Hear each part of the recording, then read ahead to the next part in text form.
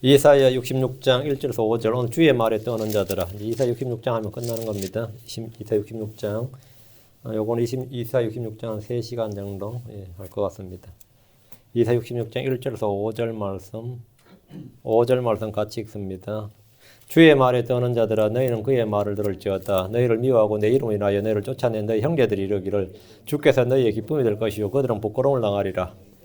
내 이름으로 인하여 너희를 쫓아낸 너희 형제들이 유대인들이 기독교인들을 예루살렘 다 쫓아냈죠.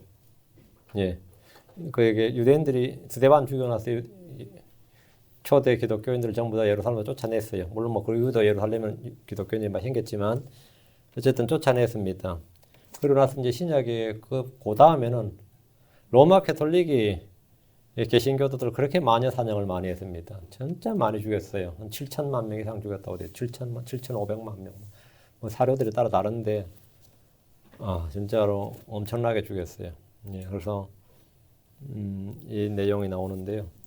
그때 그들이 하는 말이, 예, 너희를 미워하고 내 이름으로 인하여 너희를 쫓아낸 너희 형제들이 이르기를, 그들도 같은 유대인 형제들이고, 같은 크리스천 형제들이 하면서, 주께서 영광 받기를 원하노라. 주의 이름으로 쫓아내고 주의 이름으로 사냥하는 거예요. 이게 진짜 종교 분쟁이죠, 말 그대로. 그렇게 하고 나서는 근데 그가 나타났어. 주께서 재림하시면 그분은 너희의 기쁨이 될 것이고 그들은 부끄러움을 당하리라. 이렇게 말씀하신 거. 주의 말에 떠는 자들아. 주의 말에 떠는 자들아. 이제 떠는 자들에게 tremble. 이 they tremble at his word. 그의 말씀에 떠는 자들. 저는 기도합시다. 위대하시고 거룩하신 주 하나님 감사합니다. 하나님께서 이 시간 복을 주시고 내게 부르주셔서 주의 영을 충만케 하시고 말씀이 제 마음속에 깊이 참 찌른 채찍과 같이 단단히 박힌 목과 같이 그렇게 마음에 전달되고 박히도록 도와주시고 저희 마음에 말씀 풍성히 거하게 할 수 있도록 인도하여 주시기를 원합니다. 은혜 베풀어 주십시오. 감사드리며 주의 성기도합니다. 아멘. 오늘은 주의 말씀에 떠는 자들아, 주의 말에 떠는 자들아 합니다. 예. 사람이 주를 믿는 믿음의 내적 증거들이 뭐 여러 개 있겠지만 내가 진짜 예수를 믿는다는 그 내적 증거들 그런 증거들이 여러 개 있겠지만은 가장 두드러진 특징이 뭐냐면 주를 두려워하는 겁니다. 주를 두려워하고 주를 떠는 것. 그리고 주의 말씀을 두려워하고 주의 말씀에 떠는 것. 그 사람 구원받은 사람이에요. 근데 주를 두려워하지도 않고 주의 말씀에 떨지도 않는다. 이건 아직 시작도 안 된 겁니다. 주와 주의 말씀을 두려워하고 떠는 것은 믿음이 내 안에 들어오는 어떤 다른 체험보다 일상에서 그 외적인 어떤 증거보다 더 확실하고 실제적인 증거입니다. 주를 두려워하는 것이 모든 것의 시작입니다. 주를 만난 사람들이 처음 느꼈던 그리고 마음에 파고든 한 가지가 주의 두려움이었습니다. 주를 두려워하지 않는 사람들은 사람들을 두려워하거나 세상을 두려워하거나 먹고 사는 문제나 내일 일을 두려워하거나 적을 두려워합니다. 이집트에서 6월절 방을 지낸 이스라엘은 그날 행하신 주의 일을 보고 주를 두려워하고 주와 그분의 종 모세를 믿었습니다. 첫 번째 들었던 게 뭐냐면 무서움, 두려움이었어요. 출애굽기 14장 31절에 이스라엘이 주께 이집트 사람들이 행하신 그 큰 일을 보았으므로 백성이 주를 두려워하며 또 주와 그분의 종 모세를 믿었더라. 여러분, 백성이 주를 두려워하며 믿었더라. 두려워하면서 믿는 거예요. 이게 뭐냐면 참된 믿음이에요. 주를 알 때 그분의 그 신격, 신성을 접할 때 하나님의 신격과 신성을 접할 때 또 그분이 행하신 일들을 내가 체험할 때 드는 게 뭐냐면 두려움이 그냥 한 줄기 두려움이 내 마음을 관통합니다. 한 줄기 두려움이. 예. 주를 두려워하는 것이 지식의 시작입니다. 주를 두려워하는 것이 지혜의 시작입니다. 주를 두려워함으로 살아온 악을 떠납니다. 주님은 백성들에게 땅에서 사는 모든 날 동안 주를 두려워하기를 배우라고 하셨습니다. 신명기 4장 10절에 특히 내가 호렙에서 주 내 하나님 앞에 섰던 날에 주께서 내게 말씀하시기를 나를 위하여 백성을 함께 모으라. 내가 그들로 하여금 내 말들을 듣게 하여 그들이 땅에서 사는 모든 날 동안 아마 육신을 입고 있는 모든 날 동안 나 두려워하기를 배우게 하며 자기 자녀들에게 가르치게 하려 하였노라. 나 두려워하기를 배우며 주님 두려워하기를 배우라 이거예요. 그리고 그걸 가르치라 이거예요. 이스라엘이 주를 두려워하면 주의 백성들 이교도들은 그런 이스라엘을 두려워하고 무서워하게 하십니다. 신명기 11장 25절에 주 너희 하나님께서 너희에게 말씀하신 대로 너희가 밟을 모든 땅으로 하여금 너희를 두려워하고 무서워하게 하시리니 너희 앞에 능히 설 자가 없으리라. 너희가 주를 두려워하면 원수들은 너희를 두려워한다 이거예요. 내가 주를 두려워하면 사람들은 나를 뭐라고요? 두려워한다. 이스라엘이 주를 멸시하고 주의 말씀을 버릴 때 주변 민족들 원수들도 이스라엘을 멸시하고 가볍게 봅니다. 우리의 삶, 상태, 힘, 지위, 권위는 하나님과의 바른 관계에서 비롯됩니다. 만약 주의 백성이 주 하나님의 이름을 두려워하지 않으면 그것은 주를 무시하고 멸시하는 겁니다. 그에 대한 결과는 뭐냐? 신명기 28장 58절 내가 만일 이 책에 기록된 이 율법의 모든 말씀을 지켜 행하지 아니하고 이로써 주 내 하나님이라 하는 이 영화롭고 두려운 이름을 두려워하지 아니하면 주 하나님이라는 이 영화롭고 두려운 이름을 두려워하지 않으면 이에 대한 결과는 59절에 68절까지 길게 많이 상세하게 나옵니다. 주를 두려워하지 않으면 어떻게 되느냐? 이스라엘이 주를 두려워하지 않을 때 무엇이 어떻게 되는지 여러분 읽어보시면 돼요. 재앙이 크고 오래가며 병이 심하고 오래갑니다. 신명기 28장 59절 주께서 내가 당할 재앙과 내 씨가 당할 재앙을 놀라운 것으로 만드시리니 그 재앙이 크고 오래가며 질병이 심하고 오래가리라. 뭐 낫지를 않냐 이거예요. 병이 들어있는데 낫지를 않는다 이거예요. 재앙이 크고 오래가고 질병이 심하고 오래가리라. 그리고 이집트의 모든 질병을 그들의 몸에 붙게 하십니다. 그리고 율법책에 기록되지 않는 모든 질병과 모든 재앙을 내리셔서 멸망하게 하십니다. 주를 두려워하지 않을 때 임하는 재앙이 무엇인지 여러분 직접 읽어보시기 바랍니다. 주께서 가장 역점을 두고 가르치신 한 가지 진리가 주를 두려워하라 주의 말씀에 떨라 이거예요. 이 율법책을 주신 것도 주 두려워하기를 배우라는 겁니다. 예루살렘에 성전을 두시고 그것에 올라가서 경배를 드리게 한 것도 주를 두려워하기를 배우게 하기 위해서입니다. 이게 이유였어요. 신명기 14장 3절에 주 내 하나님 앞에서 곧 그분께서 자신의 이름을 두시려고 택하실 곳에서 내 곡식과 포도즙과 기름의 11조를 먹고 또 내 소떼와 양과 염소떼에 처음 난 것을 먹으며 이로써 주 내 하나님 두려워하기를 항상 배울 것이니라. 주 내 하나님 두려워하기를 항상 배울 것이니라. 이것이 성전 경배의 목적이었고 핵심입니다. 신명기 17장 19절 평생토록 자기 곁에 두고 그 안에 것을 읽었어. 율법지를 한 권 필사해가지고 평생토록 자기 곁에 두고 그 안에 것을 읽어서 주 자기 하나님 두려워하기를 배우며 이 율법의 모든 말과 이 법규를 지키고 행할 것이니라. 그 성경책을 읽는 것도 목적이 뭐였다는 거죠? 그걸 읽어서 주 하나님 두려워하기를 배우라 이거예요. 그리고 나서 주 하나님 두려워하기를 배우고 이 율법의 모든 말과 이 법규를 듣고 지키고 행할지니라 했습니다. 주 하나님 두려워하기를 배우라 이거예요. 주를 두려워하는 것 이것이 성경 공부의 핵심입니다. 주를 두려움이 없는 것은 죄인들, 악인들, 불법자의 특징입니다. 신자들은 주의 이름, 주의 말씀 앞에서 언제나 두려움과 떨림이 있습니다. 특히 성경을 믿음으로 공부하는 사람들은 하나님을 두려워하며 그분의 말씀을 지켜 행하려는 소원과 의지가 생깁니다. 신명기 31장 12, 13절 백성들 곧 남자와 여자와 아이들과 내 성문 안에 거하는 나그네를 함께 모아 그들이 듣고 배우고 주 너희 하나님을 두려워하며 이 율법의 모든 말씀을 지켜 행하게 할지니 이것은 아무도 알지 못한 그들의 자손들이 너희가 요르단을 건너가 소유할 땅에 사는 동안 듣고 주 너희 하나님 두려워하기를 배우게 하려 함이니라. 그 말씀을 듣고 뭐 하라고요? 주 너희 하나님 두려워하기를 배우게 하려 함이니라. 주 하나님 두려워하기를 배우라. 그거 하나 배우면 제대로 배운 거죠. 여러분 주를 두려워하고 그분의 말씀에 떨림이 있습니까? 하면 아무런 감각이 없습니까? 사는데 내가 아무런 감각이 없어요. 뭐 주나 주의 말씀에 아무런 감각이 없다 이거예요. 우리 몸은 뜨거운 것이나 찬 것에 반응을 합니다. 쉽게 반응하죠. 여러분 국그릇을 들려도 어때요? 뜨겁잖아요. 그러니까 다른 걸 가지고 안 뜨겁게 하고 이렇게 해서 장갑을 이렇게 해서 옮기잖아요. 왜? 뜨거운 걸 느끼잖아요. 고통을 느낀단 말이죠. 부드러운 것이나 시원한 것에도 반응을 한다 하죠. 몸은 반응을 해요. 이 외부의 어떤 것에 대해서. 우리의 영은 주와 그분의 말씀에 반응을 합니다. 우리의 마음은 주와 그분의 말씀에 반응을 한다고. 근데 내가 반응을 안 한다. 이거 뭐죠? 죽었다. 내가 반응을 안 한다는 말은 죽었다는 거죠. 기쁨이나 즐거움이나 평안이나 안식은 주의 말씀에 대해서 내 반응이에요. 그 결과라고요. 우리 안에서 일어나는 영적인 반응이다 이거죠. 두려움도 마찬가지입니다. 우리는 우리가 통제할 수 없는 일이나 우리가 원치 않는 우리가 뭐 생각하지 않는 나와 관계없는 일들이 나와 관련해서 막 일어날 때 거기에 대해서 우리가 막 어떻게 할 수는 없어요. 그거는 나의 손 안에 있는 일들이 아니라고요. 그건 놔두고 내가 가는데 뭐 사고가 났다 아니면 그건 내가 한 것도 아니고 내가 원해서 한 것도 아니고 어떻게 할 수가 없잖아요. 그 일에 대한 반응만이 사실은 내가 할 수 있는 일입니다. 그 일에 대한 반응만이 내가 할 수 있는 일이에요. 그렇죠? 그 일에 대한 반응만이. 그 아침에 뭐 일이 터져서 애가 국그릇을 엎었다 해도 그게 막 하필이면 또 쏟아지게 내 발에 쏟아져가지고 뜨겁다. 그럼 어때요? 넘어지고 쏟아지는 건 내가 할 수 있는 일이 아니었어요. 그 우연한 액시던트, 사고였다고. 동주 저놈이 뻗다면 변명할 때 나한테 그 액시던트였다고 그러는데. 황당하긴 하죠. 그러면. 액시던트였대요. 그럼 물론 사고를 안 내도록 물론 앞으로는 좀 주의하라, 조심하라 이야기하지만 그 사고야 그 내가 통제할 수 있는 영역이 아니었단 말이죠. 근데 거기에 대한 반응이 이제 중요한데, 그 반응이 여러 가지 나오죠. 성질을 내든지, 한 대 패주든지, 병원을 가든지, 반응이 여러 가지 나오는데, 그 반응이 크리스천의 어떠함이에요. 그 반응이. 우리는 그게 굉장히 중요합니다. 그게. 우리의 영은, 우리의 마음은 주의 말씀에 대해서 합당한 정상적인 반응을 해야 됩니다. 반응을 해야 돼요. 근데 두려움도 이 두려움이 뭐냐면, 주에 대한 두려움, 주의 말씀에 대한 떨림은 합당한 반응이에요. 시편에서 두 구절 봅니다. 시편에서 두 구절.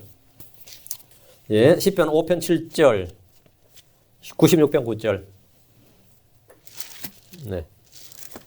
그러나 나로 말하건대 나는 주의 풍성한 긍휼 안에서 주의 집에 들어가 주를 두려워하며 주의 거룩한 전을 향하여 경배하리이다. As for me, 나로 말하건대 나는 주의 집에 들어가서 주를 두려워하며 주의 거룩한 전을 향해 경배한다. 경배를 어떻게 한다고요? 주를 두려워하며.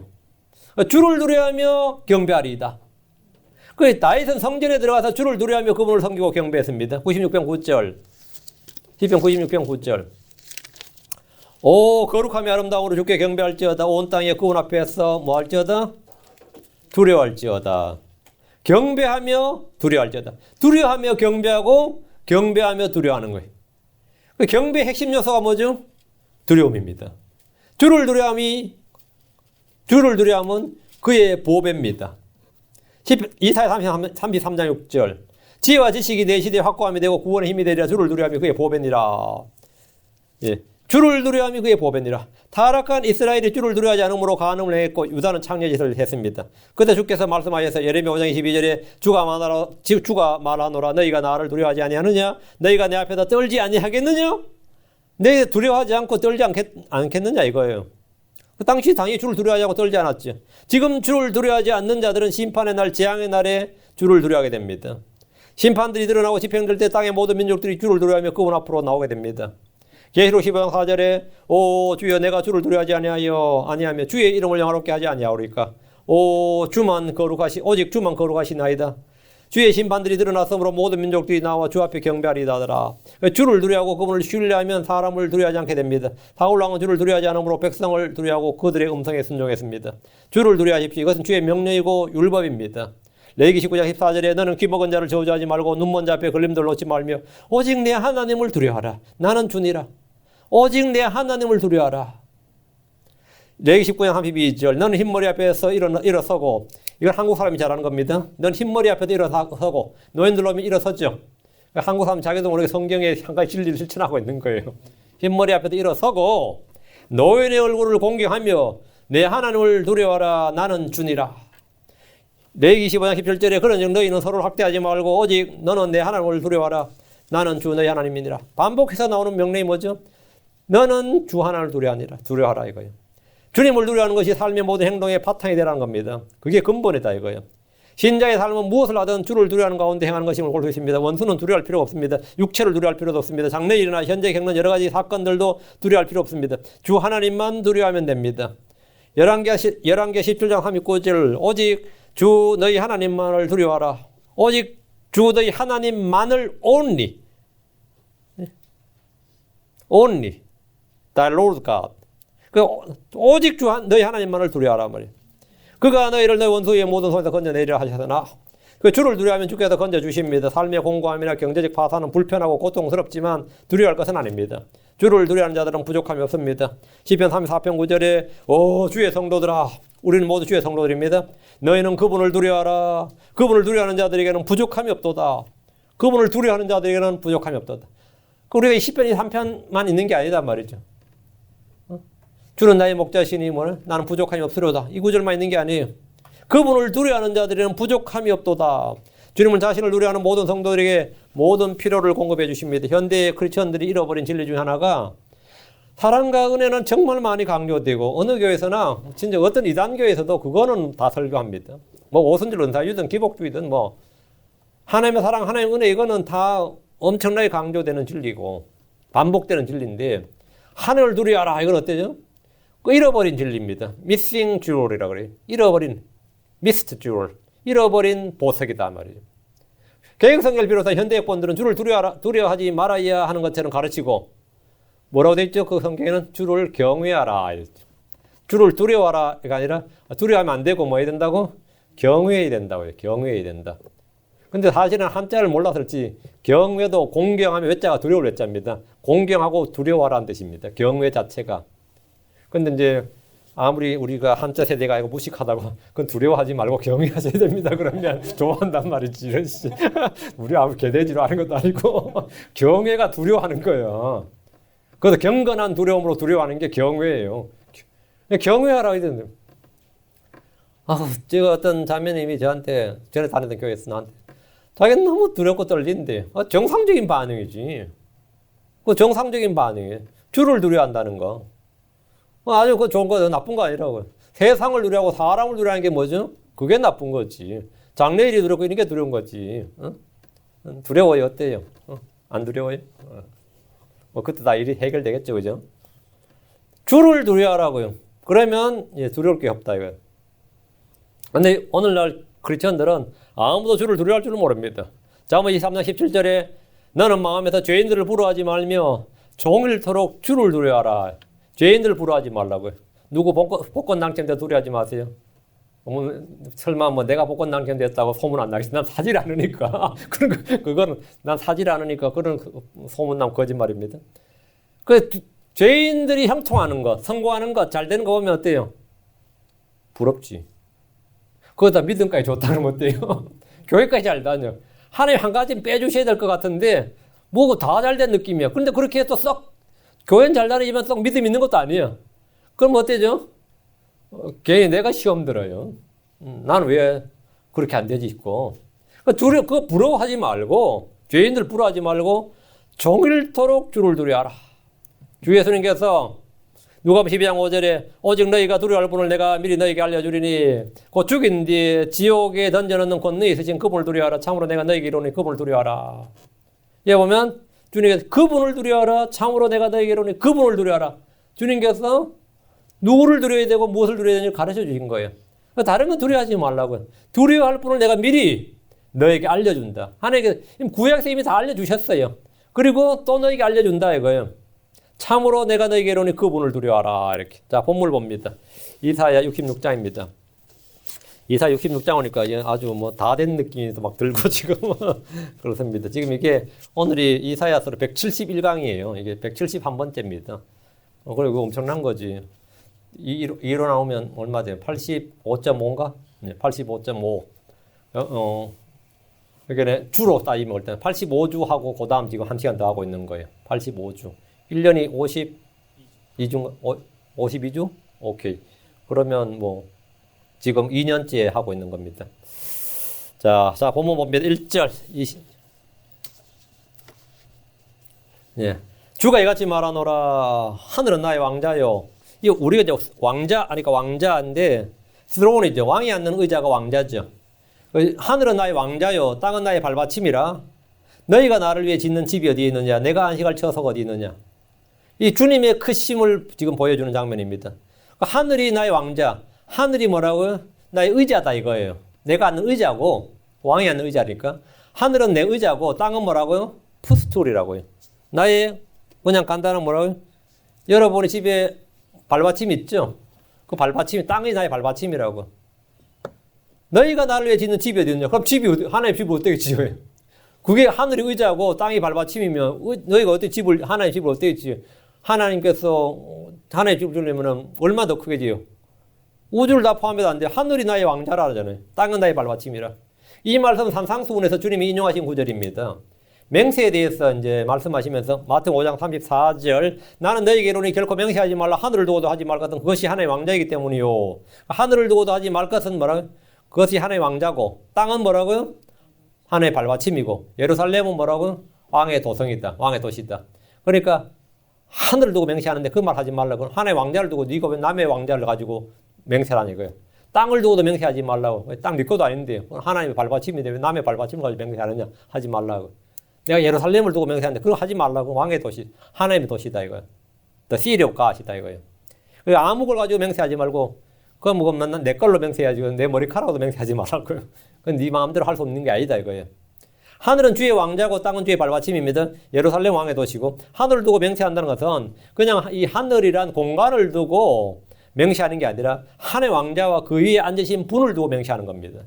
마태복음 23장 22절에 또 하늘을 두고 맹세하는 자는 하나님의 왕자와 그 위에 앉으신 분을 두고 맹세하느니라. 내가 하늘을 두고 맹세하는데 이렇게 한다면 하나님 왕자와 그 위에 앉으시면 하나님을 두고 맹세하는 것이 된다며. 하늘이 하나님과 동요로 쓰일 때가 있죠. 누가 하늘을 우러러 본다는 것은 하나님의 왕자 그 위에 앉으신 분을 우러러 보는 거고, 하늘을 보면서 기도했다는 말은 하나님의 왕자 그 위에 앉으신 분을 향하여 기도했다는 말이죠. 세리는 성전에 와서 기도하면서 감히 하늘을 우러러보지 못했다고 그랬습니다. 하늘을 왜 우러러보지 못했죠? 하늘이 주의 왕자였기 때문입니다. 당자는 자신이 하늘을 거슬러 대적하여 죄를 지었다고 했는데, 하늘을 거슬러 죄를 짓는다는 게 뭐예요? 하늘을 거슬러? 하나님의 왕자 그 위에 앉으신 분을 거슬러 대적하고 죄를 지었다는 거예요. 이래서 참 제가 깜짝 놀라는 게 동양사상에서, 특히 중국에 우리가 고문을 배워보면 이거 굉장히 놀라운 말들이 있어요. 하나님을, 중국 사람들은 하나님을 말은 안 해. 그 책에. 전부 하늘을 말해요. 하늘을 말한다고. 그래서 예를 들어서 우리가 순천자, 흥, 역천자, 망 이런 말이 있어요. 거기 보면. 그런 거 굉장히 많습니다. 순천자, 순종하는 자는 하늘천. 하늘에 순종하는 자는 흥하고, 역천자, 하늘을 거스른 자는 망한다. 그래서 천이 뭐죠? 하나님 왕자와 그 위에 앉으신 분이라고. 그 하늘에 순종하라. 하늘의 그물은, 이런 말 많이 써요.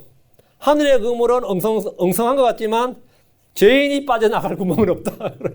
아니, 속담이야. 기가 막히는 말이야, 이게. 이 전부 다 하늘이란 말이 전부 다 하나님과 딱 해보면 대체해보면 나에게 말이 착착 맞아 들어가요. 근데 이 성경에는 그런 말이 많이는 안 나오는데, 내가 하늘을 거슬러 대적하여 죄를 지었다. 상작하는 말인데, 당연히 하늘을 할 때 그 하늘은 뭐죠? 천인데, 하나님의 왕자와 그 위에 앉으신 분, 이거죠. 야고보가 모든 좋은 것은 하늘로부터 내려온다 할 때 그게 뭐죠? 하늘로부터 내려온다. 위로부터 내려온다. 하늘로부터, 그럼 뭐야? 하나님으로부터죠. 그 하늘에 계신 하나님의 왕자와 그 위에 앉으신 분으로부터 내려온다, 이 말이에요. 그 하늘이 하나님과 동요로 쓰긴 예인데, 하늘은 하나님의 왕자고 그 위에 앉으신 하나님을 말하기 때문입니다. 많이들이 하늘에 대해서 그냥 막연하게 생각한다 합니다. 하늘은 땅과 마찬가지로 문자적이고 실제적 공간이고 주거지입니다. 그것은 상상의 공간이 아니라 주의 왕자가 있고 성전이 있고 그룹들과 천사들이 있고 의인들의 영들이 있고 우리가 살 맨션이 있는 문자적인 플레이스예요. 리터럴 플레이스라고, 문자적 공간이라고요. 지금 우리가 육신의 몸을 벗으면 곧바로 가는 곳이 헤브니 킹덤, 하늘 왕국입니다. 주 예수님께서 계신 그곳입니다. 야, 여기 한번 갔다 오면 어떨 것 같아요? 땅에서 살맛이 안 나겠죠? 그래서 하나님께서 여러분을 여기 한번 안 보여주시는 겁니다. 여기 한번 갔다 오면 땅에서 살맛이 나겠어요? 안 나겠어요? 맨날 죽겠다 그럴 거야, 아마. 빨리 데려가려다. 그럼 아마 여러분 주변 사람들이 여러분 정신병이 놀지 몰라요. 자살 증후군이 너무 높다고. 하늘을 한번 보고 난 사람들이 땅에 살고 싶겠어요? 사도 바울이 하늘 한번 셋째 하늘 끌려가서 낙원 한번 보고 와서 그 남은 생애가 어땠을 것 같아요? 괴롭지. 그날만 기다린 거죠. 그날 빨리 몸을 벗고 빨리 그날만. 뭐 내가 몸을 때는 주와 함께 있는 게 훨씬 더 좋다잖아요. 훨씬 더 좋다. 오늘 우리가 뭐 그런 말하면 사람들 아무도 안 믿습니다. 괜히 하는 말이지. 도피신앙이지. 이런 생각하지. 하늘 소망이 넘치네, 산 소망이 넘치네. 그러지 않습니다. 예. 하여튼 거기는, 하늘은, 문자적인 장소다 이거예요. 지옥이 문자적인 장소이고, 이 땅이 문자적인 장소고, 하늘도 문자적인 장소입니다. 공간입니다. 시편 11편 4절에 주께서는 자신의 거룩한 전에 계시며 주의 왕자는 하늘에 있도다. 주의 왕자는 어디 있다? 하늘에 있도다. 그분의 눈은 사람들의 자녀들을 바라보시며 그분의 눈꺼풀은 그들을 단련하시는도다. 주의 왕자는 하늘에 있도다. 이 말씀대로 하늘은 주의 처소고 왕국이고 그렇습니다. 예전부터 사람들이 이 땅 어딘가에 별천지가 있을 것이라고 생각하고 막 찾았습니다. 이 땅 어딘가에 유토피아가 있지 않을까? 이 땅 어딘가에 낙원이 있지 않을까? 이 땅 어딘가에 정토가 있지 않을까? 들어보셨어요? 서방 정토란 말 들어보셨어요? 불교에서는 에덴의 낙원을 서방 정토라고 합니다. 그래서 주님께서 쫓아내셨으니까 그쪽으로 가면 된다 이거죠. 그 세상에 다 맞아요, 그죠? 성경하고 신화가 그러면서 그 원형이 있었는데 거기가 맞아 들어가는 거죠. 그들이 찾는 서방 정토가 사실 에덴의 낙원이 있지. 그래서 쫓겨났기 때문에 그런 게 나오는 거예요. 그들이 계속 가면 뭐가 있다 이거예요. 낙원이 있다 이거예요. 사실 없어요. 노아 형성 때 없어졌어요. 완전히 없어졌습니다. 그러나 우리는 땅의 어느 곳이 아니라 하늘에 계신 주, 하늘에 있는 우리의 장막, 하늘에 있는 유업과 보상, 하늘의 보물, 하늘에 있는 것들의 애정을 둡니다. 시편 103편 19절 주께서 자신의 왕자를 하늘들에 예비하셨으므로 그분의 왕국이 모든 것을 다스린도다. 주께서 자신의 왕자를 하늘들에 예비하셨으므로 하늘들이 예비하셨으므로 그분의 왕국이 모든 것을 다스리는도다. 그냥 아무것도 아닙니다. 근데 이 땅에 있는 것들이 아무것도 아니에요. 아무것도 아니에요. 하늘은 뭐냐면 하늘 왕국이 그분의 왕국이고 그분의 왕국이 땅을 다스리고 모든 걸 다스립니다. 자, 다시 1절. 하늘은 나의 왕자요 땅은 나의 발받침이라. 우리는 우주가 무한 광대하다고 말합니다. 공창이 얼마나 큰지 아무도 측정하지 못하고 다만 몇억 광년이라는 식으로 말을 하죠. 지구는 수십억의 사람과 셀 수 없는 여러 종의 생명체가 사는 행성입니다. 요즘 플랫어스를 주장하는 사람들은 하늘에 해가 그렇게 멀리 있지 않다. 구름 위에 있다고 생각해요. 구름보다 약간 더 위에 있다고 생각합니다. 완전히 천문학 이론을 완전히 뒤집어 놓는 거죠. 근데 주께서 하늘이 그분의 왕자고 의자고 땅은 의자에 앉은 분의 발을 두는 발받침이다. 주님께서 그렇게 말씀하셨어요. 이 구절은 주의 무한 광대하신가 크심을 보여주는 말씀인데 하늘을 의자로 삼고 땅을 발받침으로 삼아서 앉아 계시는 하나님 한번 생각해 보십시오. 우리의 마음에서 그림이 잘 그려지지 않습니다. 얼마나 주님이 크신 분인가 하면 이게 그려지질 않는 거죠. 다음 1절에 너희가 나를 위해 짓는 집이 어디에 있느냐? 내가 안식할 처소가 어디에 있느냐? 하는데 그렇다면 사람이 땅에서 주를 위해 집을 짓는다는 것은 애당초 불가능한 거죠. 그분의 왕자에 불과한 하늘, 발받침에 불과한 땅으로 주께서 거주할 집을 지을 수 없습니다. 솔로몬은 성전을 건축한 후에 이렇게 말했습니다. 열왕기상 8장 27절에 그러나 하나님께서 참으로 땅에 거하시리까 보소서 하늘과 하늘들이라도 주를 품지 못하겠거늘 하물며 내가 건축한 이 집이 오리까. 그러니까 하늘과 하늘이라도 주를 품지 못한다.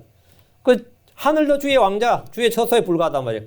그는 주의 집을 건축했다고 하지만 사실 이것은 하늘에 있는 것들의 모형에 불과합니다. 주님이 구할 전을 사람의 손으로 짓는 것은 불가능합니다. 사도행전 7장 48절 50절 그러나 지극히 높으신 이께서는 대언자가 말하는 바와 같이 손으로 만든 전들에 거하지 아니하시느니라. 이르기를 주가 말하노라 하늘은 나의 왕자요 땅은 나의 발받침이라. 너희가 나를 위해 무슨 집을 짓고자 하느냐? 혹은 내가 안식할 처소가 어디 있는 어떤 것이냐?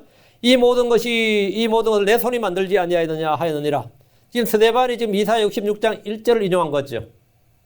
그 사도 바울도 이 사실을 말했습니다. 사도행전 17장 4절 세상과 그 안에 모든 것을 만드신 하나님은 하늘과 땅의 주심으로 손으로 만든 전들에 거하지 아니하시고 했습니다.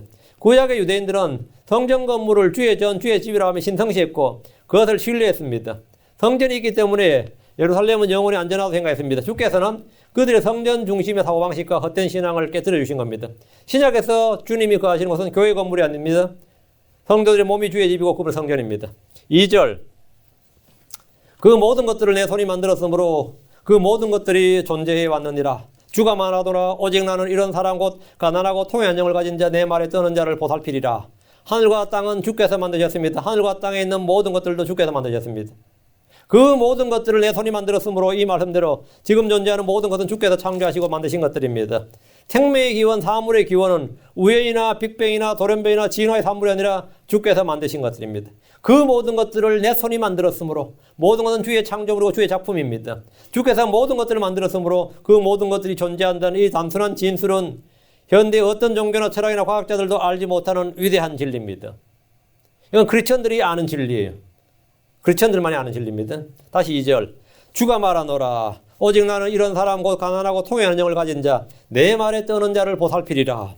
사람들이 좋아하는 사람과 주께서 기뻐하시는 사람, 사람들이 사랑하는 사람과 주께서 사랑하는 사람은 차이가 있습니다. 사람들은 외모를 중시하고 외모를 취하지만 주께서는 사람들과 달리 외모를 중시하지 않고 외모를 따라 취하지 않습니다. 주 하나님께서 가난하고 통회한 영을 가진 자 내 말에 떠는 자를 보살피겠다 이렇게 말씀하셨습니다. 내 말에 떠는 자를 뭐래요? 보살피겠다. 주님께서 그렇게 보신다 이거예요. 주님의 관심사항은 주님은 어떤 사람에 관심이 있느냐. 지위가 높고 학문이 높고 가문이 좋고 혈통이 좋고 그게 아닙니다. 모든 혈통은 다 아담의 혈통이에요. 모든 사람 다 노아의 혈통이고 모두 다 죄인의 혈통입니다. 사람들끼리 서로 혈통 가문 따져봐야 아무것도 아는 겁니다. 예, 주님이 돌보는 사람, 예. 가난하고 통회한 영을 가진 자. 여기서 가난하고란 말은 이제 물질적으로 가난한 사람, 이건 대환란 때는 맞습니다. 영이 가난한 자죠. 통회하는 영을 가진 자, 내 말에 떠는 자를 보살피리라. 주님은 가난한 자들에게 복을 선포하셨습니다. 누가복음 6장 20절에 너희 가난한 자들은 복이 있나니 하나님의 왕국이 너희 것이기 때문이요 하셨습니다. 하나님께서 이 세상에 가난한 자들을 택하사 믿음에서 부유하게 하십니다. 주께서는 통회하는 영을 가진 자를 보살피십니다. 시편 34편 18절 주께서는 상한 마음을 가진 자들에게 가까이 계시며 통회하는 영을 가진 자들을 구원하시는도다. 주께서는 통회하는 영을 가진 자들을 구원하십니다. 이사야 57장 15절 높고 높으며 영원에 거주하고 이름이 거룩하면 이가 이같이 말하노라. 나는 높고 거룩한 곳에 거하며 또한 통회하고 겸손한 영을 지닌 자와 함께 가나니 이것은 겸손한 자의 영을 소생시키며 통회하는 자들의 마음을 소생시키려 함이라. 주께서 통회하는 자들의 마음을 소생시킵니다. 상하고 통회하는 영, 마음을 주께서 멸시하지 않으십니다. 상한 영은 하나님께서 구하시는 희생물입니다. 시편 51편 17절에 하나님께서 구하시는 희생물은 상한 영이라. 오 하나님의 상하고 통회하는 마음을 주께서 멸시하지 아니하시리다 했습니다. 다시 2절 내 말에 떠는 자를 보살피리라. 주의 말씀에 떠는 자들이 있습니까? 말씀에 떨리고 두려움을 갖는 사람이 있습니까? 저는 크리스천들 중에 이런 사람을 거의 본 적이 없습니다. 주의 말에 떠는 자를 거의 본 적이 없어요. 다윗은 시편 119편 63절에 나는 주를 두려워하는 모든 자들과 주의 훈계들을 지키는 자들의 벗이니이다. 주를 두려워하는 모든 자들, 주의 훈계들을 지키는 자들이 내 친구다 이거예요. 나는 그들의 벗이다. 그들과 나는 동료고 지체다 이겁니다. 그 나의 친구는 누구냐 이거예요. 주를 두려워하는 자들과 주의 훈계를 지키는 자들이. 나의 친구가 누구냐? 킹제임스 성경을 사용하는 자. 근데 별로 요즘 그렇지도 않은 것 같아. 저는 킹제임스 성경을 사용한다 그러면 그냥 반가웠는데 요즘은 별로 킹제임스 성경 사용하는 사람들도 뭐 아닌 사람이 너무 많고 하니까 괜히 벗이다 이거예요. 그런 사람의 벗이다. 주를 두려워하고 그의 말씀에 떠는 자들. 주의 두려움은 깨끗하여 영원히 지속됩니다. 시편 19편 9절에 주의 두려움은 깨끗하여 영원토록 지속되고 주의 판단들은 진실하고 전적으로 의로우니 였습니다. 에스라 시대는 이런 사람들이 있었습니다. 바빌론에서 돌아온 유대인들은 에스라의 권고와 하나님의 명령에 떠는 자들의 권고에 따라 분리를 실행했습니다. 여러분 독특한 말씀이 있어요. 에스라 9장 14절에 보면 그때 이스라엘의 하나님의 말씀들로 말미암아 떤 모든 자가 사로잡혀 갔던 자들의 범법으로 인해 내게로 모였더라. 그러니까 에스라에게 모였던 사람이 누구냐면 이스라엘의 하나님의 말씀대로 말미암아 떤 모든 자가 사로잡혀 갔던 자들의 범법으로 인해 내게 모였더라. 그래서 학사 에스라에게 서기관 겸 제사장인 에스라에게 모여든 사람이 누구냐면 주의 명령 하나님의 말씀들로 떤 사람들이. 에스라의 집회에 모인 사람들이 누구인지 여러분 잘 보셔야 됩니다. 하나님의 말씀대로 말미암아 떤 모든 자가 내게로 왔다. 요즘 교회 집회를 보십시오. 누가 모입니까? 누가 교회에 와요? 주의 첫날 예배 시간에 한번 모이는 것으로 의무를 다한 줄로 아는 이들이 대부분입니다. 그리고 뭐 골프 치러도 가고 낚시하러도 가고 여행도 가고 자기 가정에 대소사 못했던 것도 하고 뭐 바쁘니까 주일에 뭘 해야 될 거 아니에요. 만날 사람도 만나고. 그러니까 막 설교 빨리 안 끝난다고 막 계속 시계 쳐다보면서 목사 눈 맞춰가면서 시계 한번 쳐다보고 눈 맞춰가면서 시계 한번 쳐다보고 우리 교회는 그런 사람 없이 다행이에요. 그러니까 빨리 끝내라고 놀러 가야 된다고 뭐 수두룩하는 일이죠. 그게 의무가 아니야. 그래가지고 또 그런 사람 배려한다고 1부 예배 있죠. 2부 예배 있죠. 그 뭐죠? 9시 예배 드리고 10시 예배 드리고 빨리 일하고 가야 되잖아요. 그냥 형식적으로 의무감으로 잠깐 모였다가 사라지는 겁니다. 말씀에 떠는 자들이 아니라 성경책도 없이 빈손으로 교회 오는 애들도 수두룩합니다. 성경책 없이 빈손으로 와서 폰을 본다는 거예요. 이 종이로 책을 보는 거는 내가 읽는 겁니다. 폰이나 태블릿으로 보는 거는 내가 읽히는 거예요. 폰으로 성경을 보는 거는 보는 게 아닙니다. 그건 읽는 게 아니에요. 폰으로 성경을 보는 것은 이 스크린이잖아요. 그거는 진짜 내가 리드가 아니라 리더블이야. 그냥 그냥 보이는 거예요. 그거는 읽히는 거예요. 내가 스캔을 당한다고. 그러니까 그건 전혀 집중이나 마음의 말씀이 들어오질 않습니다. 이건 아날로그 디지털 세대 간의 문제가 아니에요. 이건 인간의 몸 자체 구조적으로 그렇게 돼 있어요. 근데 젊은이들이 교회에 온데 이런 무거운 성경책 들고 온 자체가 어때요? 싫어. 쪽팔려. 뭐해? 귀찮아. 폰에 다 들어있대. 찬송가도 폰에 다 들어있고 앱에 다 들어있잖아. 요즘 폰에. 이런 사람에게 믿음을 찾는다는 것은 차라리 쓰레기장에서 장미꽃이 피어난 걸 바라는 것보다 이게 나아요. 이런 사람의 믿음, 아이고 개뿔 무슨 믿음. 스크린에서는 믿음이 안 나옵니다. 책을 읽어야 돼요. 우리 교회 성도들은 폰 들고 오지 마세요. 반드시 성경책을 펴요. 반드시 성경책. 폰은 그냥 빨리 찾아볼 때라든가 뭐 할 때, 급할 때 그냥 뭐 좀 하는 거예요. 그냥 뭐 자료 찾을 때든지 금방 얻을 때 급할 때 뭐 하든지 할 때 하는 거고, 그 여러 몸에도 안 좋습니다. 당연히 머리에도, 뇌에도 안 좋아요. 머리도 안 좋아요. 책을 읽어야 됩니다. 근데 이 교회가 이제 요즘 꼴이 아닌 말이 아니죠. 그래서 그냥 형식적으로 의무관은 잠깐 모였다가 사라지는 거예요. 말씀에 뜨는 자들이 아니라, 책도 없이, 성경책도 없이 그냥 빈손 교회에 가지고는 대가리 푹 숙여 있다가 설교 좀 듣다가 그냥 가는 거예요. 듣는데 보는 내가 더 황당하지. 하나님 어떨 것 같아요? 그 왜 왔어요, 교회? 더 황당한 것은 이 성경이 주의 완전한 말씀, 오류가 없는 절대 확실한 영감 있는 말씀이라는 사실조차 믿지 않거나 별 관심이 없는 거예요. 그런데 교회로 와요.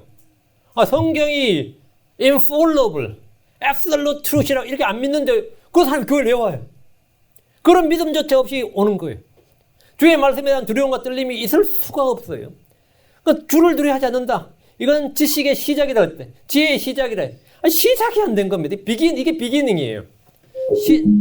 시작이 안 된 사람한테 뭘 기대할 수 있어요? 3절. 소를 잡는 자는 마치 사람을 죽이는 자 같고 어린 양으로 희생물 드린 자는 마치 개의 목을 꺾는 자 같으며 봉헌물을 드린 자는 마치 돼지의 피를 드린 자 같고 분양하는 자는 마치 우상을 찬송한 자 같으니 참으로 그들은 자기 자신의 길들을 택하였으며 그들의 혼은 그들의 가증한 것들을 기뻐하느니라. 이게 지금 당시 유대 사회의 그들의 종교인들의 모습이고 현대 배교한 교회들의 배교한 크리스천들의 모습입니다. 희생헌물 드린 백성들이 어떤 상태이고 어떤 자들인지 보여주는 말씀입니다. 주의 전에 올라와서 희생물 드린 백성들은 일단 종교적 의무와 형식은 다 하고 있어요. 그런데 소를 잡는다 그러면 그나마 재산이 좀 있는 사람이에요. 소를 잡는 사람이 제일 재산이 많은 거지. 다음에 양을 잡죠. 돈 없는 사람 비둘기 잡죠. 소를 잡는 자는 마치 사람을 죽인 자 같고 소를 잡는다. 지금 소를 희생물로 드린 거 아니에요. 번제물로 드린 거 아니에요. 그런데 사람을 죽인 자, 이건 살인자다 이거예요. 어린 양으로 희생물 드린 자는 마치 개의 목을 꺾는 자 같다고 하셨습니다. 주께서는 소와 양 같은 희생물을 보신 것이 아니라 주님 소를 보고 양을 보신 게 아니라 지금 뭘 보신 거죠? 그것을 드리는 사람을 보고 계신 겁니다. 주님은 희생물을 드릴 때 그 사람이들이 희생물을 보기 전에 뭘 본다고요? 희생물을 드리는 사람을 본다고요. 지금 소의 상태를 보는 게 아니라 소가 살찐 손에 좋은 손에 그게 아니라 소를 드리는 사람을 봤는데 그 사람이 뭐라고요? 살인자 같다 이거예요. 양을 본 게 아니라 뭐라고요? 어린 양을 본 게 아니에요. 그 양을 드리고 있는 사람을 보니까 개의 목을 꺾는 자 같다 이거예요. 개 잡는 사람 같다. 개장수 같다. 개의 도살자 같다. 응? 한국 사람들이 개고기 먹고 나면 힘이 난다. 막 옛날에 그런 분 많이 했거든요. 왜 개고기 먹고 나면 힘이 날 것 같아요? 개에 막 갖가지 항생제 이런 걸 막 쏟아붓고 해가지고 그걸 도살장으로 가거든요. 그래 그거 국을 쿡 끓여서 먹으면 어떻게 되겠어요? 진짜 힘이 확 나지. 정신이 번쩍 끌지. 절대로 개고기 먹으면 안 됩니다. 그 위험천만이에요. 옛날 우리 시골서 개는 먹어봐야 뭐 먹겠어요. 동네에서 먹는 거니까 다 사람이 먹는 거랑 별 차이가 안 나. 물론 쥐도 잡아 먹겠지만 개 자체가 그렇게 더러운 건 아니에요. 근데 지금 이 보신탕집의 개고기는 대부분 다 안락사한 개들입니다. 안락사한 개들이 이제 수의사가 전화 걸어서 개 한 마리 들어왔는데 가져가시죠. 그러면 얼마 돈 주고 가져가는데 그 개들은 약에 범벅이 된 개들이에요. 그거 끓여서 먹으면 사람 몸이 어떨 것 같아요? 확 깨났지. 그건 개고기 효능이 아니에요. 어? 그건 개고기 효능이 아니에요. 여러분, 우리 교수께서 개고기 먹을 사람 없겠지만, 없죠? 개고기 먹지 마세요, 그거. 내가 문화의 차이 이야기 아니에요. 그 진짜 위험천만한 게. 얘도 성게도 돼지 개인데, 전 돼지도 별로 좋아하지 않습니다. 네. 그 다음에, 봉헌물 드린 자는 뭐라, 돼지의 피를 드린 자 같고 그랬잖아요. 주께서 보시는 건 뭐냐면, 헌물을 보시는 게 아니라, 헌물을 드리는 사람을 봐요. 우리가 헌금을 드린다. 뭘 한다면, 하나님께서는 그 희생물을 보는 게 아니라 뭐라고? 먼저, 그 희생물 드리는 사람을 본다고요. 그 사람이 중요해요. 주께서 가인의 헌물을 보시기 전에 가인을 보셨어요. 가인을 보셨다고. 그 가인이 문제가 있었기 때문에 가인의 희생물이 안 받아들인 겁니다. 주님께서 가인을 먼저 보시고 가인의 희생물을 보신 거예요. 아벨의 희생물을 보시기 전에 아벨을 먼저 보셨습니다. 아벨을 받으시고 억셉트를 하시고 나서 아벨의 희생물을 억셉트 하신 거예요. 우리는 헌물을 드릴 때, 헌금을 드릴 때 우리 자신을 주께 드리고, 다음에 우리가 가진 걸 드리는 거죠. 소를 잡고 희생물 드린 것은 율법에 따른 것으로 아무 문제가 없는, 그건 전혀 문제가 없어요. 봉헌물 드린 것도 오케이. 분양하는 것도 오케이. 그건 전부 다 율법에 있는 겁니다. 문제는 어디에 있었어요? 그것을 드리는 사람에게 있었습니다. 주님은 그들이 살인자 같고 개의 목을 꺾는 자 같다고 하셨습니다. 하나님은 사람의 중심을 보십니다. 겸손함도 통회함도 그런 통회하는 마음도 없고 상한 영도 없고 주를 두려함도 없이 그냥 소와 양을 가져왔단 말이에요. 응? 그러니까 그걸 주를 두려함도 없이 갖고 오니까 소를 잡는 것이 뭐예요? 소를 잡고 양을 잡을 때 마치 살인자와 같고 개의 목을 꺾는 같은 그런 것이었다 이거예요. 그래서 믿음과 공의와 사랑과 긍휼은 율법에 더 중요한 것입니다. 이것이 없이 드리는 헌물은 그냥 돈일 뿐이에요. 다시 3절. 봉헌물을 드린 자는 마치 돼지의 피를 드린 자 같고, 우리 교회 성도들은 돼지 수육 같은 거 좋아하는 건 상관없는데 먹어도 됐었게 하고, 그거는 순대는 먹지 마세요. 그거는. 아주 지저분하고 더러운 겁니다. 순대는. 맛있네 하면서 입맛이, 내 입맛이 더러워져 있기 때문에 맛있는 거예요. 그게 징그러워 있대. 맛있는 거 많은데, 여기가 2조 시대도 아니고, 전쟁 상태도 아니고, 근데 그런 거 먹지 마세요. 그게 이 순대가 기본적인 대제피, 이 선짓국, 또 이건 또 순대 장사하는 사람들도 설마 내 설교 듣는 사람 없겠지만, 순대 장사하는 사람들 중에 듣는 사람이 있거든. 장사 때려치우고 있어요. 그 장사 때려치우라고. 아무리 장사 잘 되더라도. 그거 하는 거 아니에요. 이 바다의 모든 청소부는 새우입니다. 땅의 모든 청소부는 돼지예요. 돼지. 그래서 이 사람에게 상당히 안 좋은 겁니다. 그 자체 고기가. 그래서 주님 먹지 말라는 거예요. 근데 봉헌물을 드린 자는 마치 돼지의 피를 드린 자 같고, 이 말씀은 그가 가증한 자란 말입니다. 돼지는 부정한 짐승입니다. 주께 돼지의 피를 봉헌물로 드리는 것 같다는 말은 주를 모독하는 자고 가증한 자란 말입니다. 분양하는 자는 마치 우상을 찬송한 자 같은 이겠는데, 하나님 전에 나와서 분양을 했다고 해서 주께서 그것을 기쁘게 받으시는 것이 아닙니다.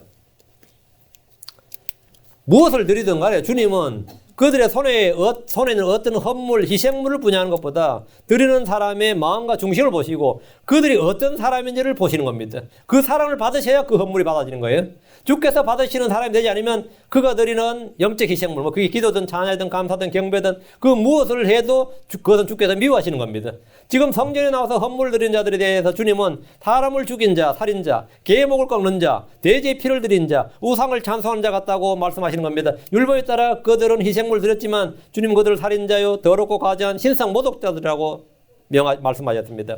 영이 가난하고 통회하는 자, 주의 말씀에 떠는 자들이 드리는 희생물이 아니라면 다 이와 같다는 겁니다.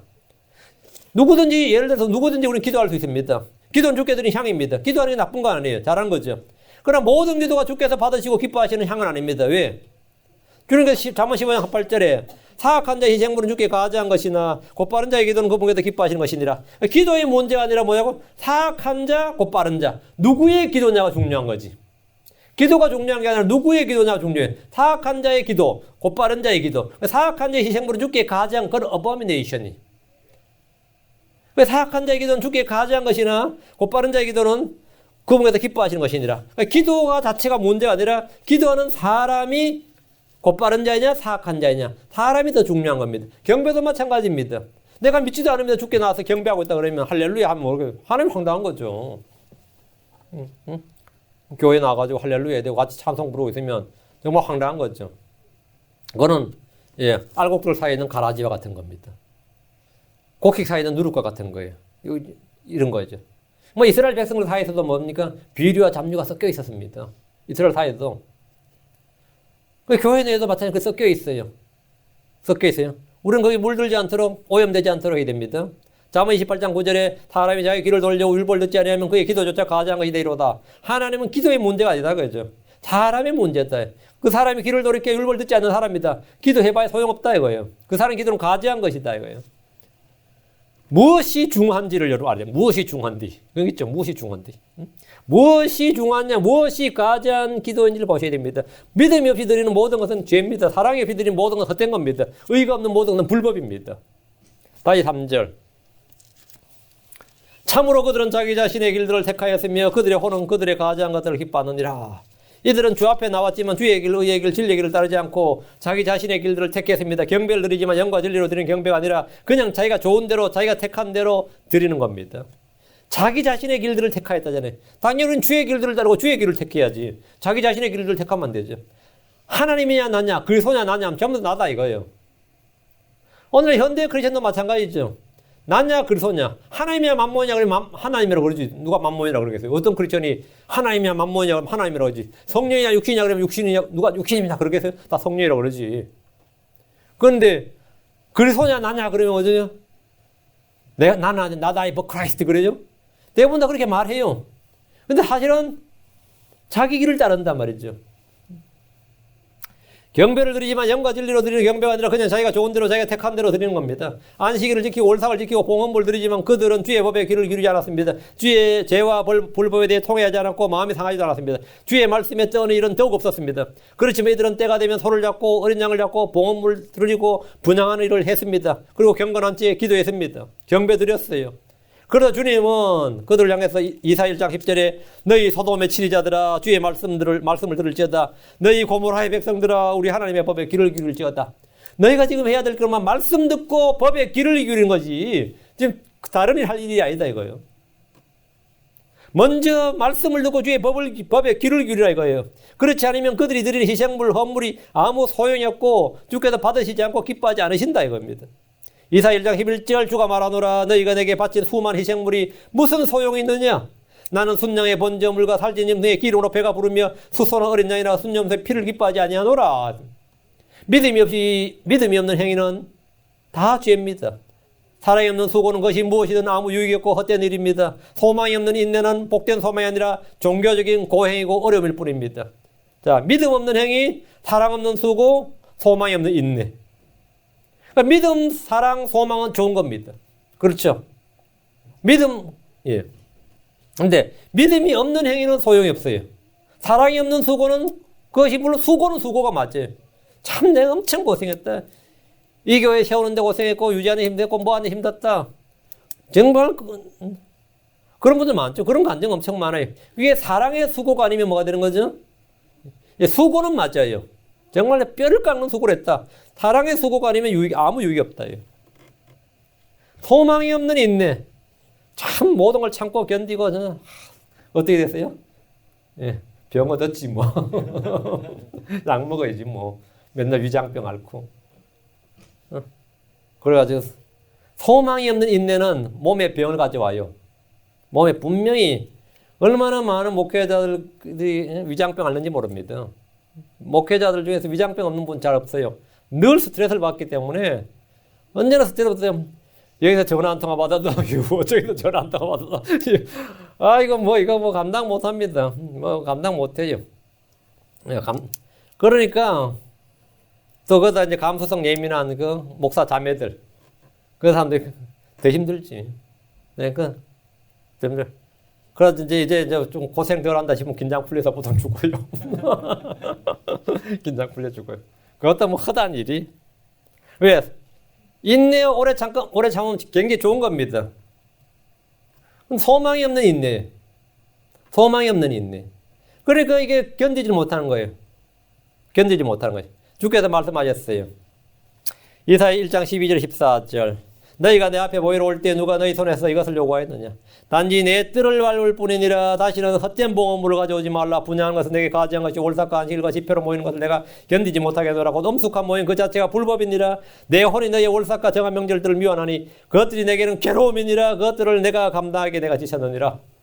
주님이 지친다 괴롭다. 주님이 지친다 괴롭다 그랬어요. 그들의 집회 자체가 괴롭다 이거예요. 그들이 모이는 게 괴롭다고요. 봉헌물, 분향, 집회로 모이는 거 그리고 절기 준수는 율법이 정해진 것이고 잘하는 일이에요. 그런 것이 완전히 헛된 일이 되는 것은 그들의 영이 가난하지 않고 통하지 않고 주의 말씀에 두려움과 떨림이 없었기 때문입니다. 그리고 사랑과 믿음과 긍휼과 공의와 심판과 이런 율법에 더 중요한 것들을 싹 버리고 알맹이는 빠진 껍데기만 가지고 계속 형식적인 종교를 하니까 주님이 제발 좀 그렇게 하지 말라고요. 제발 그렇게 하지 말라고. 그렇게 말씀하신 거죠. 우리가 교회 생활할 때 교회 온다는 것이 이 주일에 온다, 뭐 한다, 이게 형식적인 종교 행사가 되지 않아야 됩니다. 4절. 이사야 66장 4절. 나 또한 그들의 잘못된 생각을 택하며 사람이 자신의 길들을 택해요. 그럼 주님은 뭘 택한다고요? 나 또한 그들의 잘못된 생각을 택하며 그들이 두려워하는 것을 그들에게 가져오리니 이는 내가 부를 때에 대답하는 자가 아무도 없었으며 내가 말할 때 그들이 듣지 아니하고 오히려 내 눈앞에서 악을 행하며 내가 기뻐하지 아니하는 것을 택하였기 때문이라. 너희의 선택에 따라 나도 탄생한다 이거예요. 너희는 잘못된 생각을 택했고 자기 길들을 택했다. 그럼 나는 너희의 선택을 존중해 주겠다 이거예요.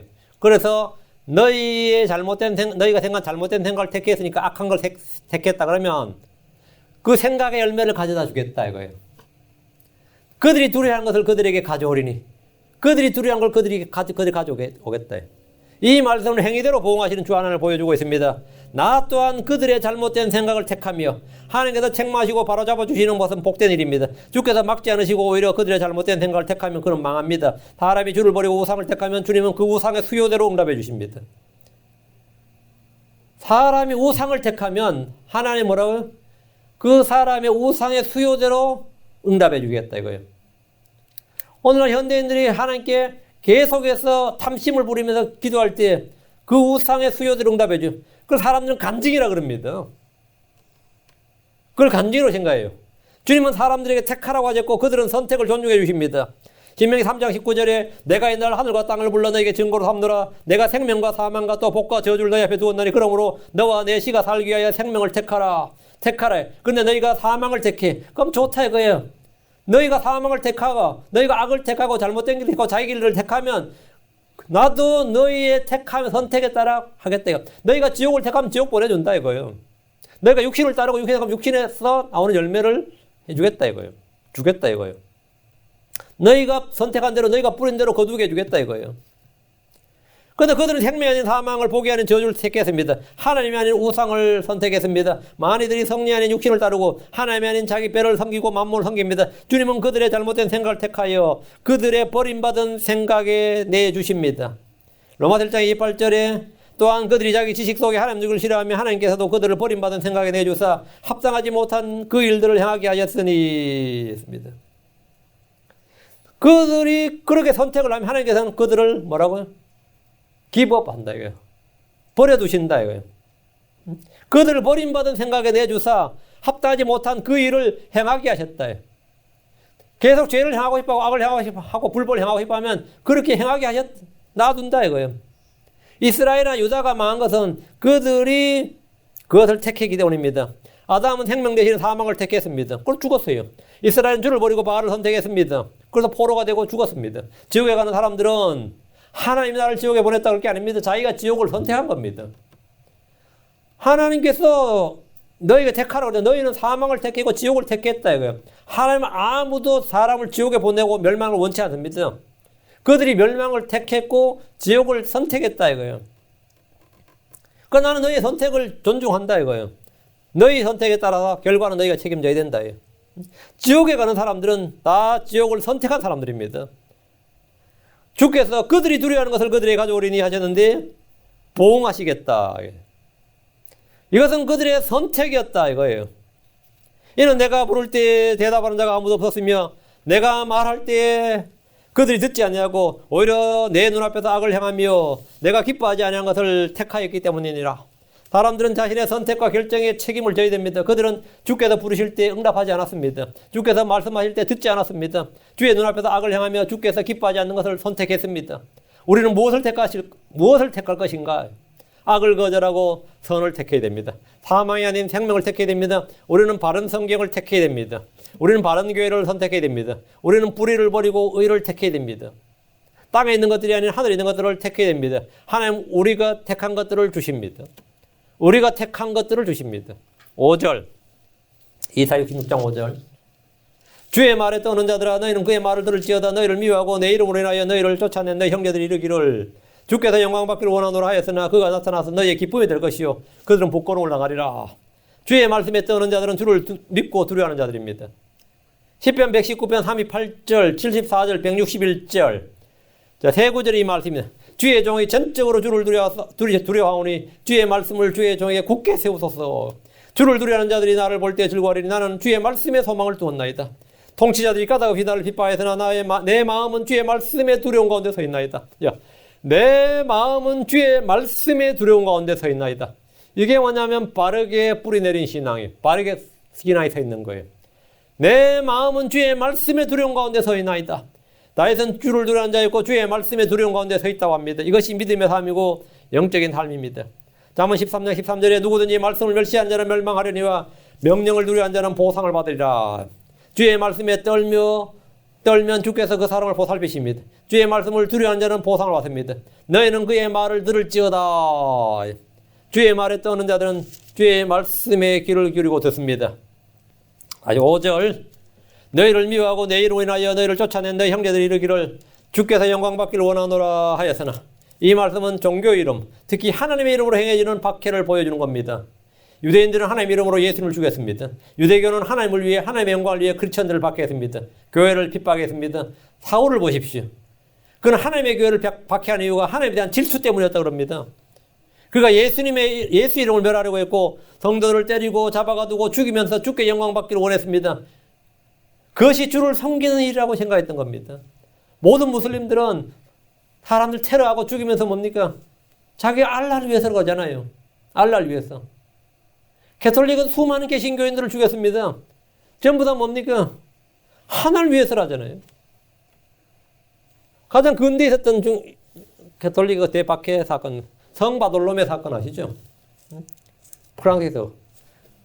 진짜 국민 내전이 일어나도 그만큼 못 죽일 겁니다. 개신교, 약속한 날짜를 잡아서 아침에 새벽에 개신교인들 몽땅 죽여버린 사건이 있었어요. 크리스천들을. 개톨릭 교도들이. 이 완전히 살인 허가증을 가진 사람들처럼 살인 허가증, 살인 면허증을 가진 근데 그들이 살인했다고 생각합니까? 하나님을 위해서 악을 척결했다고 생각합니다. 요즘 한국 정부도 그러잖아요. 뭐 하면 적폐청산이니 뭐 부패청산이니 뭐 그러잖아요. 법이 있는데 법보다 위에 있는 자기는 정의구현이라죠. 정의를 실천한다. 정의는 절대로 법 위에 있으면 안 됩니다. 정의는 법 아래에 있어야 돼요. 법 아래, 법에 따라서 그게 법치라고. 법 아래. 자신의 의가 성경 말씀 위에 있으면 안 됩니다. 크리스천들이 하나님보다 의로운 사람이 있고 하나님보다 긍휼과 사랑이 많은 사람이에요. 어찌 하나님 사랑이시라면 그럴 수가 있나 이런 식의 지가 하나님보다 더 사랑이 많고 하나님보다 더 긍휼이 많고 하나님보다 더 의로운 사람이에요. 하나님이 의로우신데 어떻게 그 사람 벌 주지 않을 수가 있느냐. 자신의 어떤 그 감정적인 의와 사랑과 긍휼과 어떤 추구하는 어떤 노선이 이 판단의 법도 위에 있으면 안 돼요. 항상 이것이 아래에 있어야지. 그건 사실은 무법천지가 되는 거예요. 그런데 유대인들이 그런 살인을 많이 저질렀어요. 개톨릭이 그런 살인을 엄청 저질렀습니다. 엄청 저질렀어요. 그런데 주님께서 요한복음 16장 2절에 이 말씀을 제자들에게 하셨어요. 그들이 너희를 회당들에서 내쫓을 것이요 참으로 때가 이르면 너희를 죽이는 자마다 자기가 하나님을 섬긴다고 생각하리라. 그 사도 바울이 사도가 되기 전에 너희를 죽이는 자마다 자기가 하나님을 섬긴다고 생각하리라. 하나님을 섬긴다고 생각하리라. 하나님을 섬긴다고 생각하리라. 로마 캐톨릭은 처음부터 주의 이름으로 반대자들을 마녀 사냥하고 이단으로 정죄하고 죽였습니다. 그게 이제 극도로 심해지게 스페인에 이제 종교재판소가 생겼을 때죠. 그게 이제 막 극에 달했을 때죠. 그때는 뭐 걸리면 죽는 거예요. 걸리면 죽는 거였어요. 참 이 종교라는 이름이 무서운 거죠. 다시 5절. 그가 나타나서 너희의 기쁨이 될 것이요 그들은 복권을 당하리라. 그가 나타났어. 그가 나타났으면 주의 재림이죠. Second coming of Christ. 나타낸 appearance of Christ. 이건 뭐죠? 주의 재림이에요. 현 세대는 의가 박해를 받는 시대입니다. 그러나 주께서 재림하시면 그분이 성도들의 기쁨이 될 겁니다. 그리고 박해자들은 부끄러움을 당합니다. 하나님의 영광, 하나님의 일이라며 종교전쟁을 불사하며 크리스천들을 박해했던 자들은 주께서 나타나시면 그것이 마귀의 일임을 알게 됩니다. 그들은 그날에 부끄러움을 당할 수밖에 없습니다. 주 예수를 믿는 자는 주께서 오시는 그날에 그분이 기쁨이 되고 우리는 그분의 기쁨이 되고 우리는 아무런 부끄러움을 당하지 않습니다. 우리는 복음 믿는 자는 아무 주 예수를 믿는 자는 아무것도 부끄러움을 당하지 않고 부끄러워하지 않습니다. 오늘 6과 5절까지 하겠습니다. 그의 말에 떠는 자들인데 말씀을 여러분 잘 정리하시고 마음에 새겨두시면 나중에 성경을 그냥 통독할 때도 이 말씀들이 탁탁 각인돼서 나옵니다.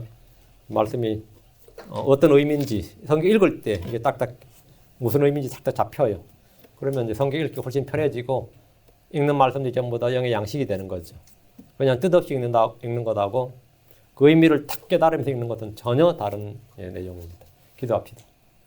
위대하시고 거룩한 주 하나님 감사합니다. 하나님께 은혜가 복을 주시고 주의 영을 충만케 해주기 위해서 오늘 선포한 모든 말씀들이 믿음과 잘 결합하도록 도와주시고 이 말씀들이 하나도 마귀에 빼앗기지 않게 하시고 저희 마음에서 흘러 빠져나가지 않도록 하시며 아버지 마음속에 단단히 박힌 목까지 박히고 또 아버지 뿌리 내린 씨앗처럼 그렇게 저희 마음에서 자라나서 30배, 60배, 100배 열매를 맺게 하여 주시옵소서. 아버지 땅이 하늘에서 내린 비를 흡수하는 것 같이 아버지 저희 마음이 스펀지처럼 이 주의 말씀을 흡수하기를 원합니다. 전능하신 주 하나님 은혜 베풀어 주시옵소서.